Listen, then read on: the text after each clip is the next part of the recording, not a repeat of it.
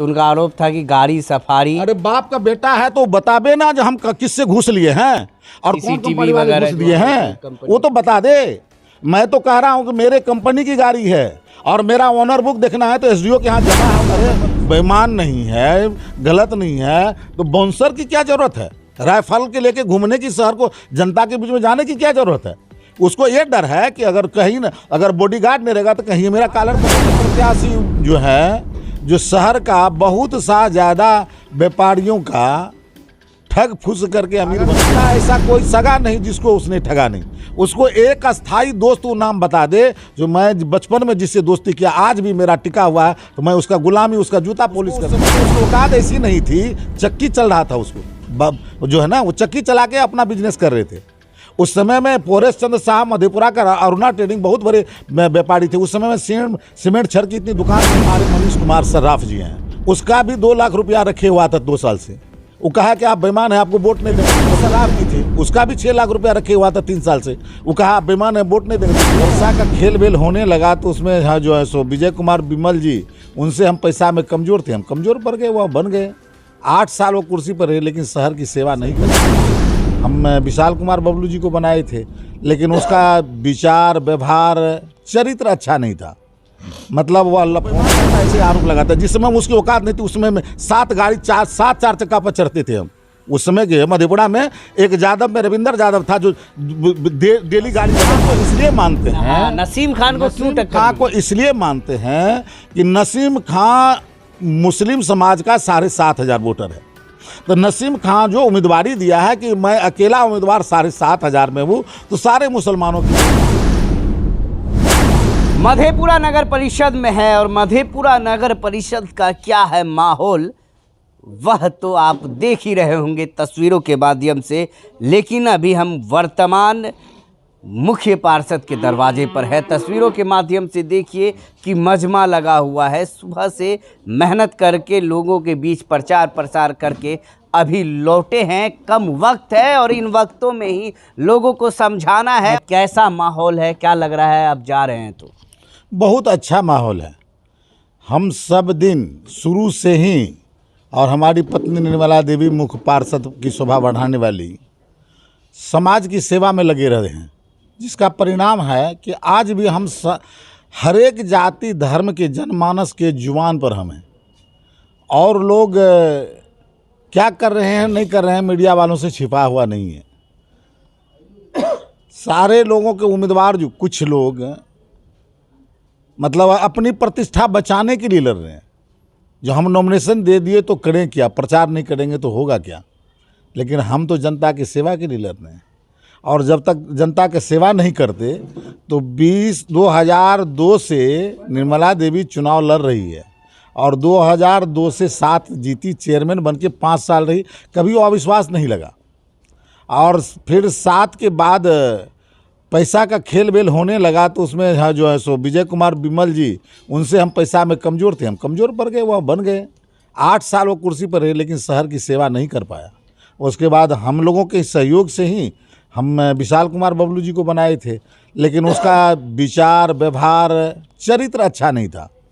मतलब वो लफों को बिठा के रखना, गुटखाबाजों के साथ रहना, शराबियों के साथ रहना, तो उनकी आदत के कारण हम लोग जाकर के उसमें फिट नहीं बैठे, तो हम लोग अलग हो गए। तो फिर जनता की सहयोग, वार्ड पार्षदों की सहयोग से फिर चेयरमैन बने और 6 महीना के अंदर में काम करके जनता को दिखा दिए कि शहर के नगर का राजनीति को गंदा मत कीजिए, माहौल कैसे होना चाहिए। मैंने काम करके दिखाया।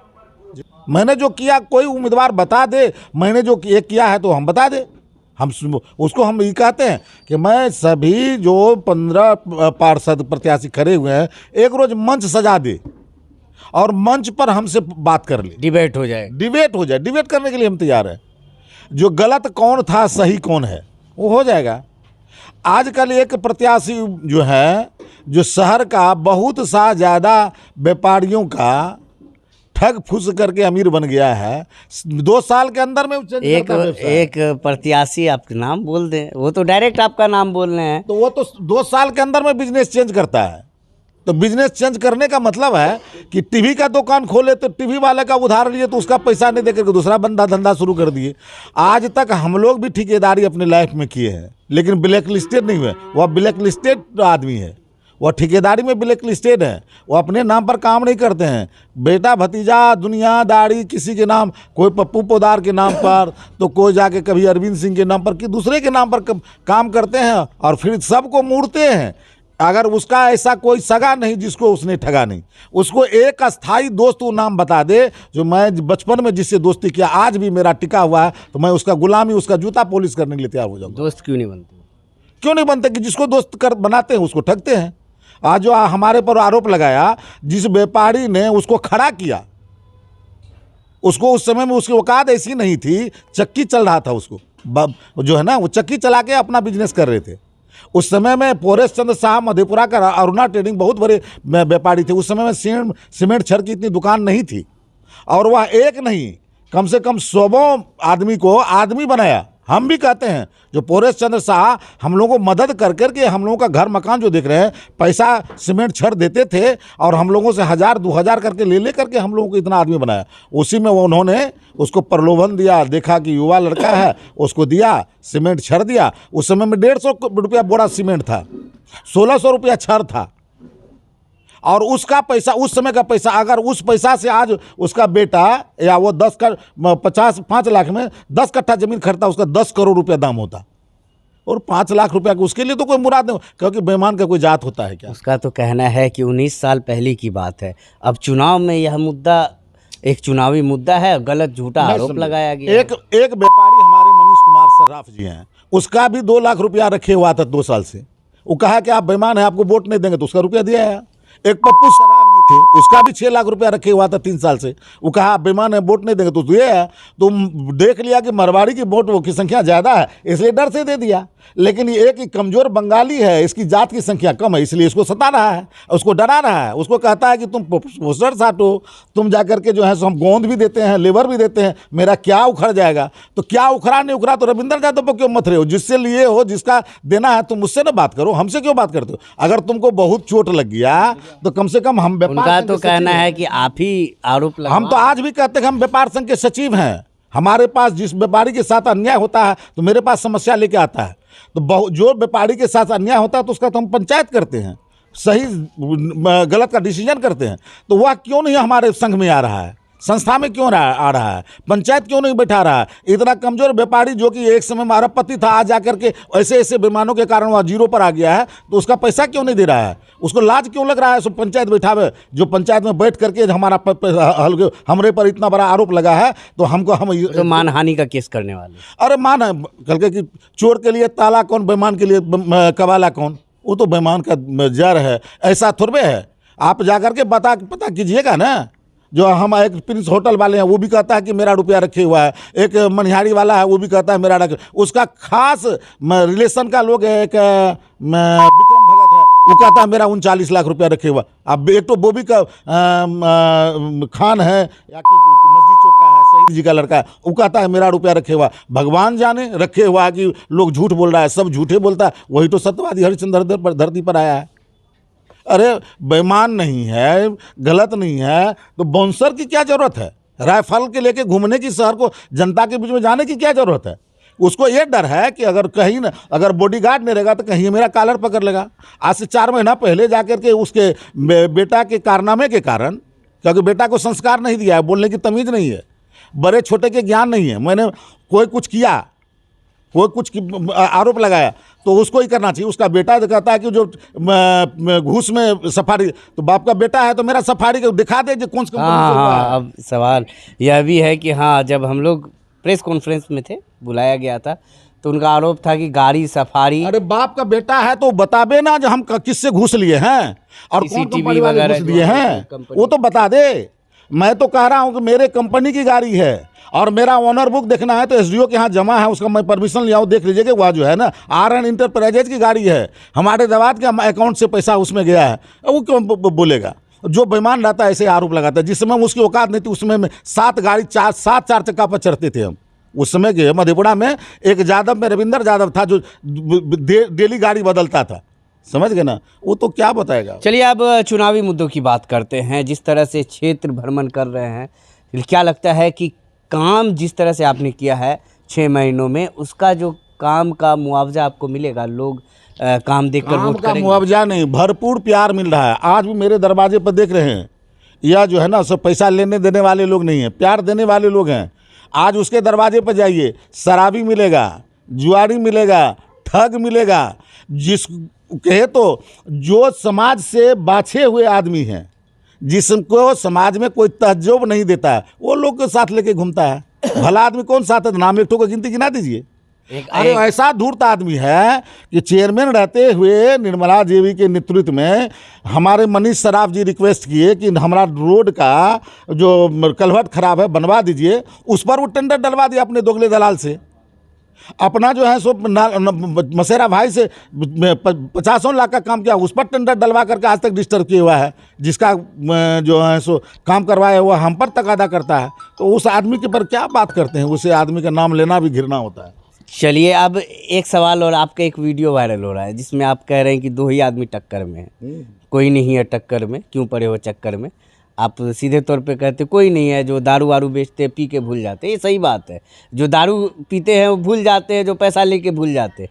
लेकिन 2 ही टक्कर में कैसे देखते हैं आप? इसलिए देखते हैं कि मैं कर्म के आधार पर वोट मांग रहा हूं लोगों से। मैं कह रहा हूं जो आपको गिनती गिनाया कामों का, उसको आप लोग भी आंख से देख रहे हैं कि झूठ बोल रहे हैं हम। अब तो 6 महीने का जिक्र करते हैं, जिस आप भी देखे वीडियो हैं कि नहीं? आप लाइट जलते हुए देखे हैं पूरे शहर में कि नहीं? देखे हैं ना? डस्टबिन लगा हुआ है कि नहीं? आप देखे हैं कि नहीं? आपने हाँ या ना में बोलिए आप। जी देखा हूँ। आप देख रहे हैं कि हर जगह जो है सब कचरा साफ हो रहा है ना? आप देखे हैं ना?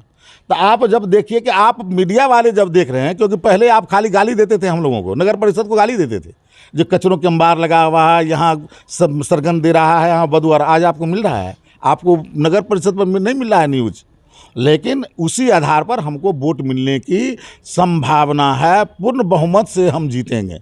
इसीलिए आप खुद को टक्कर में मानते हैं? नसीम खां को इसलिए मानते हैं। हाँ, नसीम खान को क्यों टक्कर खां को इसलिए मानते हैं कि नसीम खां मुस्लिम समाज का 7,500 वोटर है। तो नसीम खां जो उम्मीदवारी दिया है कि मैं अकेला उम्मीदवार 7,500 में हूँ, तो सारे मुसलमानों की वोट हमको हो जाएगी। लेकिन मैं उसको मानता हूँ कि कर्म के आधार पर यहाँ का मुसलमान भी व्यवसायी है। कोई दर्जी का काम करता है, कोई टायर बनाने का काम करता है, कोई पार्ट्स का दुकान। ऐसा थोड़ी है कि मुसलमान, कई मुसलमान यहाँ भी बैठे हुए हैं। तो यही बता रहे हैं ना हम ना, वह व्यापारी हैं। तो जो हमारे व्यापार को देखा है, जो देखता है कि मेरे सर में कचरा नहीं लगा है रविंद्र यादव के नेतृत्व में, तो कर्म के आधार पर हमको मुसलमान भाई भी हमको वोट देगा। अगर जो धर्म को मानने वाला होगा कि नहीं मेरी जाति बिरादरी का है, तो हो सकता है उसको वोट दे। तो सभी धर्म को मानेंगे, सब अपना अपना इस तरह से?